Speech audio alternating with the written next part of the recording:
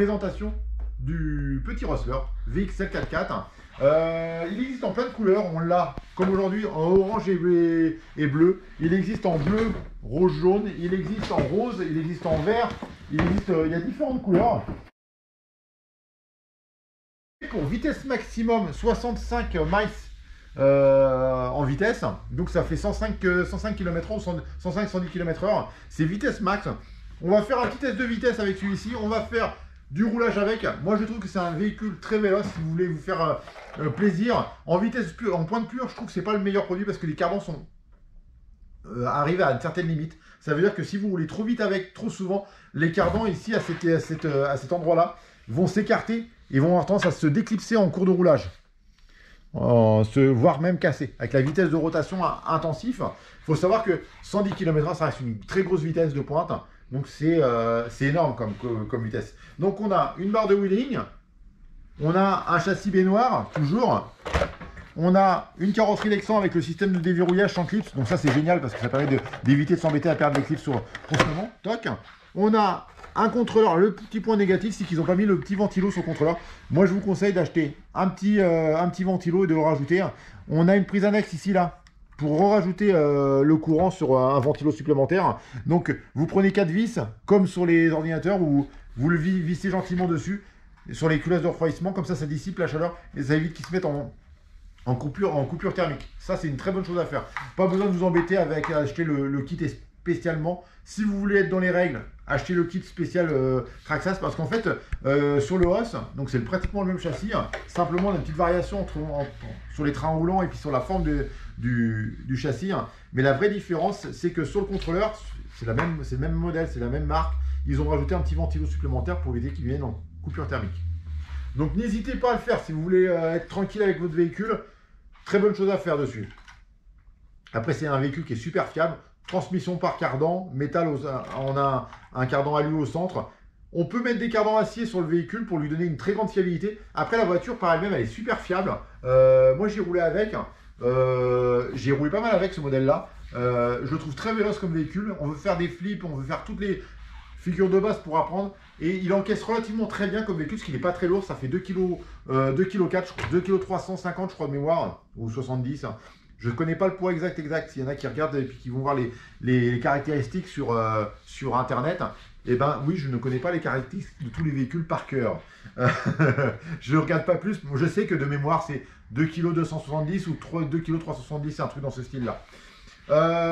Après, pour atteindre la vitesse maximum sur ce véhicule, les 110 km/h, 105-110 km/h, il faut mettre un pignon spécial, option, pour qu'il aille encore plus vite. Mais après, c'est un véhicule super performant. Barre de wheeling à l'arrière, dessus, sur le pare-choc arrière. La voiture est très robuste. Il existe quelques options, dont les cardans acier, pas mal de petites options sympas. Il existe un kit lumière pour ceux qui veulent, dessus, qui est très joli. On a une LED devant et derrière. Il est très bien conçu, il n'est pas trop cher, je trouve, par rapport à certains kits lumière de chez Traxxas. Mais moi, je trouve qu'il marche très bien. Ça donne un style à la voiture qui est super sympa et ça lui convient très bien en fait. Radio toujours traditionnelle Traxxas. On a le système TQI, donc ça veut dire qu'on peut avoir la télémétrie sur la voiture.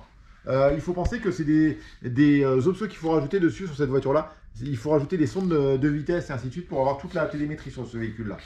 Je pense à vous le dire parce que tout le monde pense qu'on l'achète, on a directement la télémétrie incorporée dedans. Vous allez avoir certaines infos grâce au contrôleur, mais les vitesses et tout ça vont venir avec les sondes de vitesse et de température et ainsi de suite. Sur celui-ci, il faut rajouter des sondes. Et bien les amis, je vous invite à me rejoindre sur le terrain. On va aller la tester tout de suite.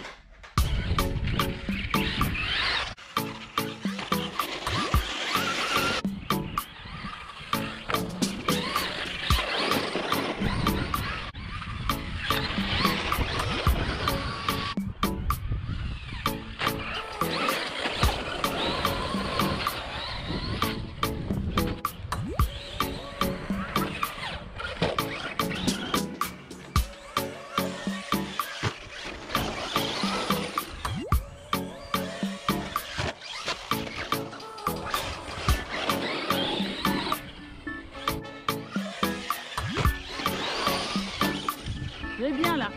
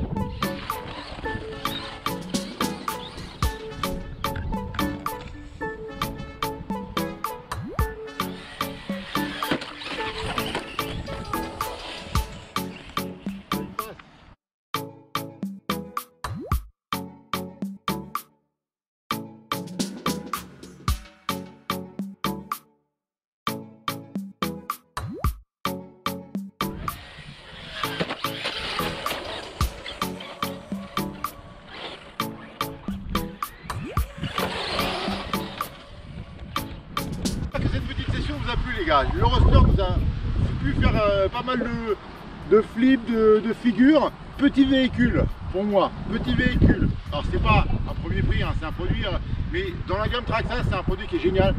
Ça permet d'un petit budget par rapport à ce qu'on peut trouver chez Traxxas et qui peut tout encaisser. On a fait des flips, on a fait des backflips, on a fait tout ce qu'on a voulu faire, des sauts, des jumps assez importants pour un gabarit de... C'est un 1/10 comme de gabarit, donc c'est pas un gros véhicule. Donc il a fait tout ce qu'on a voulu. Pas vous abonner, moi je repars rouler parce que elle me résiste encore.